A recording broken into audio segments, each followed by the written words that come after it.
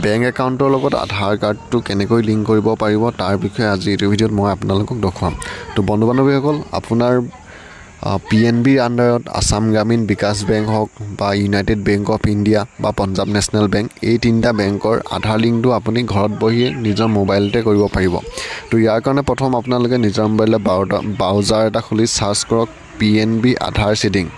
যেতিয়াই আপোনালোকে PNB আধাৰ setting বুলি চাৰ্চ কৰিব, আপোনালোকৰ সন্মুখত এনেদৰে এটা পেজ আহি যাব। তো ইয়াত OTP বেছ আধাৰ ছেটিং পঞ্জাৱ নেশ্যনেল বেংক, তো আপোনালোকে এনেকৈ দেখিবলৈ পাব। তো ইয়াত প্ৰথম যোনটো OTP বেছ আধাৰ ছেটিং পঞ্জাৱ নেশ্যনেল বেংকৰ অপশ্যন আছে, ইয়াত ক্লিক কৰিব আৰু ইয়াত ক্লিক কৰাৰ লগে লগে পিছৰ পেজটো আপোনালোকৰ সন্মুখত এনেদৰে আহি যাব। তো ইয়াত দেখিছে OTP বেছ আধাৰ ছেটিং। তো ইয়াত আপোনালোকে অলপ তললৈ চালে দেখিব এটা অপশ্যন আছে ক্লিক হিয়াৰ ফৰ OTP বেছ আধাৰ ছেটিঙৰ যোনটো অপশ্যন আছে, আপোনালোকে ইয়াত ক্লিক কৰিব আৰু ইয়াত যেতিয়াই আপোনালোকে ক্লিক কৰিব তেতিয়াই পিছৰ পেজটো আপোনালোকৰ সন্মুখত এনেদৰে আহি যাব। তো ইয়াত প্ৰথম আপোনালোকে আপোনাৰ বেংকৰ যোনটো একাউণ্ট নাম্বাৰ হয় সেই একাউণ্ট নাম্বাৰটো দিব, তাৰপিছত কেপচাৰটো দি আপোনালোকে কণ্টিনিউত ক্লিক কৰিব আৰু যেতিয়াই আপোনালোকে কণ্টিনিউত ক্লিক কৰিব তেতিয়াই পিছৰ পেজটো আপোনালোকৰ সন্মুখত এনেদৰে আহিব। তো ইয়াত আপোনালোকে দেখিছে এণ্টাৰ OTP। তো আপোনালোকে বেংক একাউণ্ট খোলোতে যোনটো মোবাইল নাম্বাৰ দিছিলে সেই মোবাইল নাম্বাৰটো তাত OTP যাব আৰু সেই OTPটো দি আপোনালোকে তলত যোনটো কেপচাৰ দেখিছে কেপচাৰটো দি ভেলিডেটত ক্লিক কৰিব।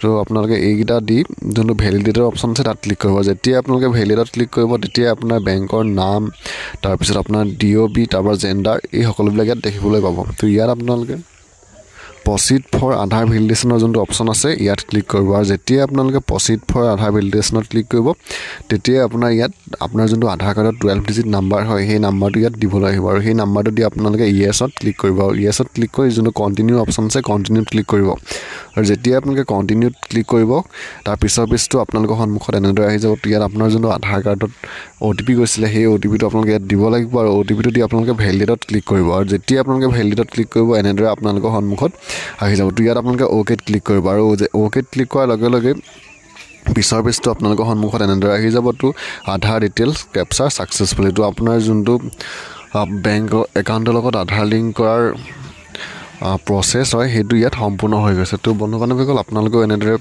আপোনাৰ বেংক একাউণ্টৰ লগত অতি সহজে নিজৰ মোবাইলতে আধাৰ কাৰ্ডটো লিংক কৰিব পাৰিব।